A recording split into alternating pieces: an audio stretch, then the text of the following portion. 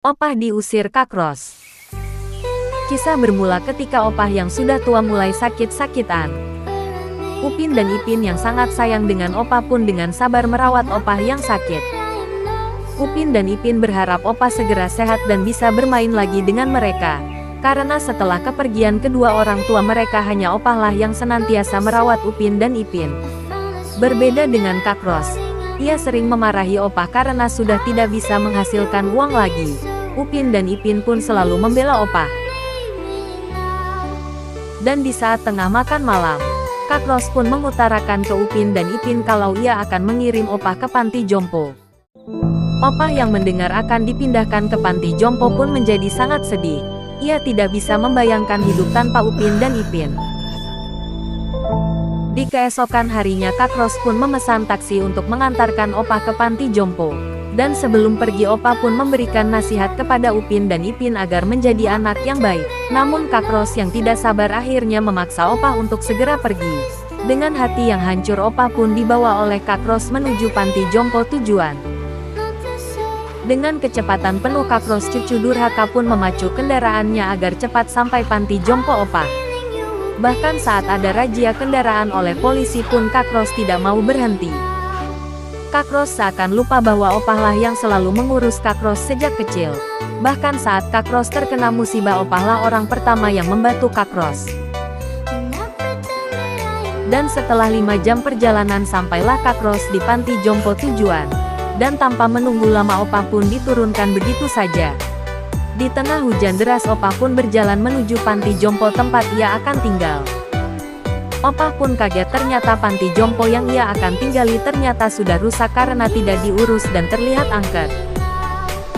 Dengan hati yang hancur Opah pun hanya berusaha memaafkan Kak Ros atas tindakannya ini.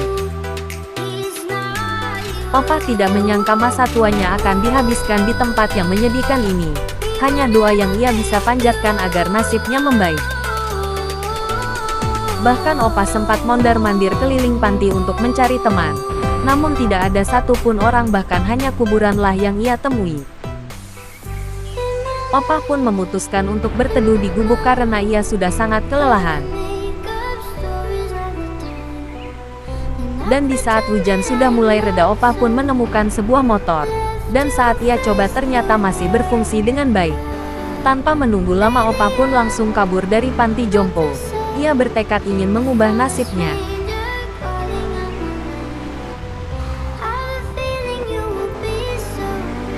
Dan saat sudah berada di kampung, Opah pun menjual motornya untuk modal memulai usaha berjualan sayur keliling. Dengan sedikit atraksi Opah berusaha menarik pembeli agar mau membeli sayur-sayurnya. Cukup lama Opah beratraksi namun belum juga ada pembeli. Opah pun mulai galau. Dan saat mulai lelah Opah pun memutuskan untuk berjualan dengan cara ngetem di dekat orang-orang berjualan. Namun sial bagi Opah.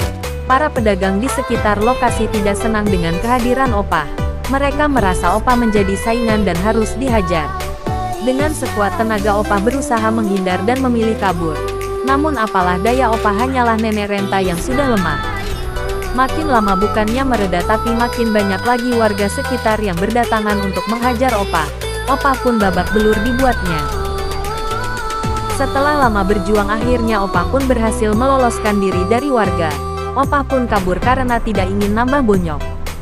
Dengan tertatih Opah pun berusaha kabur. Dan saat dirasa sudah cukup aman, Opah pun kembali untuk mengambil gerobak sayurnya. Namun ternyata tukang sayur yang marah belum pergi. Mereka hanya bersembunyi sambil menunggu Opah kembali untuk menghajarnya lagi. Setelah berhasil lolos dari warga yang marah Opah pun memutuskan beralih profesi menjadi supir angkot. Meskipun belum bisa mengemudi Opah memaksakan diri untuk jadi supir angkot.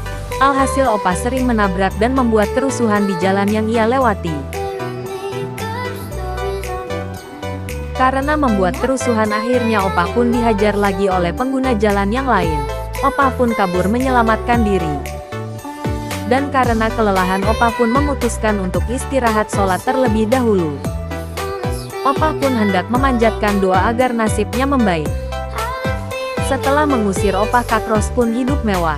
Kekayaan ini ia dapat dari menjual rumah opah. Kak Ros pun sudah berubah. Ia bukan lagi cucu kesayangan opah yang rendah hati.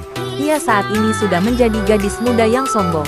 Dan karena perbuatan jahatnya ke opah, Kak Ros pun sering mendapatkan kesialan. Mulai dari menyerempet mobil hingga menabrak sampai hancur. Dan karena sudah meresahkan warga kampung, Kak Ros pun diberhentikan polisi. Mobil Kak Ros pun disita agar Kak Ros tidak bisa lagi membuat onar. Di sisi lain kehidupan, opah yang masih hidup miskin pun berusaha mencari pekerjaan dengan bayaran tinggi. Dan hari ini opah pun mendapatkan pekerjaan sebagai pembersih kaca gedung tertinggi di dunia. Meskipun bayarannya tinggi, opah pun harus waspada. Dengan keahliannya, opah pun mulai memanjat gedung tersebut. Langkah demi langkah ia lalui. Tanpa tali pengaman yang cukup, opah memberanikan diri memanjat gedung itu.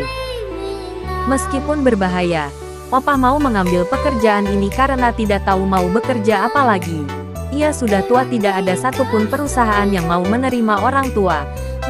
Dan setelah 1 jam memanjat, sampailah opah di puncak gedung.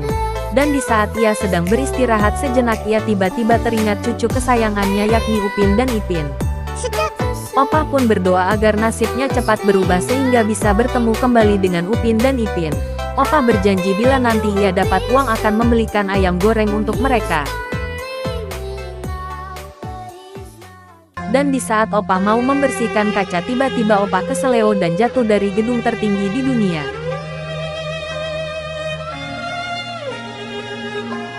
Dengan kecepatan tinggi, opah pun jatuh ke tanah. Dan opah pun meninggal dalam kejadian ini. Dan setelah opah meninggal, Upin dan Ipin pun marah kepada Kak Ros. Andai saja Kak Ros tidak mengusir opah, pasti opah masih bersama mereka saat ini. Kak Ros pun hanya bisa menyesal akan perbuatannya. Ia tidak menyangka akan seperti ini. Opah meninggal karena perbuatannya. Upin dan Ipin saat ini hanya bisa melepaskan kangen dengan berziarah ke makam opah. Upin dan Ipin selalu berdoa agar opah dimasukkan ke dalam surga karena sewaktu hidup ia selalu merawat cucu-cucunya.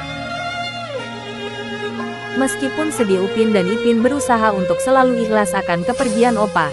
Upin dan Ipin yakin opah juga senang di sana.